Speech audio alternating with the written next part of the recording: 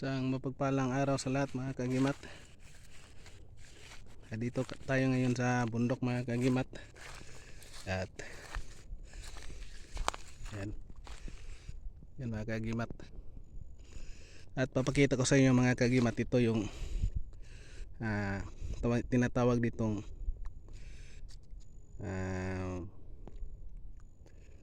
hagunoy na lalaki mga kagimat. Ito yung hagunoy na lalaki, itong native na hagunoy. Ito ay hindi, kung mayroon kang dala nito mga kagimat, hindi ka maano ng ahas mga kagimat, kasi napakabaho nito mga kagimat. Tingnan natin yung mga niya mga kagimat. Mayroon dito sa lugar na ito mga kagimat na hagunoy na laki na mayroon. Pero minsan ito mga kagimat, nagiging bato na din mga kagimat yung bunga ng hagunoy na lalaki mga kagimat. Ito yung nagbibigay din ng mutya mga kagimat. Yan mga kagimat. So nahuhulog na iba. So makakuha ka ng nagiging bato nito mga kagimat. Yan ay napakaganda mga kagimat. Hagunoy na lalaki mga kagimat. At sa lugar na ito mga kagimat, marami talaga mga kagimat. Nakikita natin ito mga kagimat na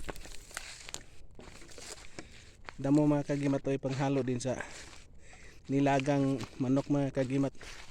Ito ay tinatawag na sangig. Yan, sangig yan mga kagimat.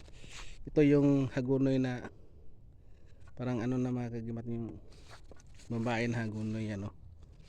Yan, hagunoy yan magkaiba yung itsura ng hagunoy nga natural na babae at sa hagunoy na lalaki. Yan yung hagunoy na lalaki, mayroon siyang mga kagimat, mayroon sa mga bulaklak na yan tapos may bunga sa mga kagimat. Yan ang nagkaiba ng hagunoy na lalaki at saka yung babae mga kagimat.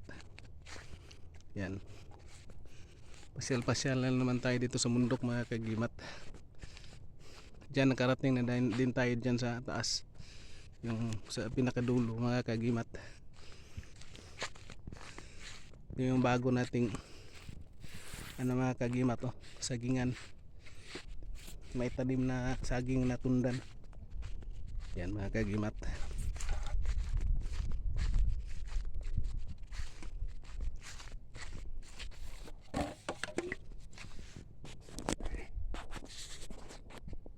Yan, pasyal na naman tayo mga kagimat dito sa bundok mga kagimat. Yan. And thank you for watching, and God bless sa ating lahat mga kagimat.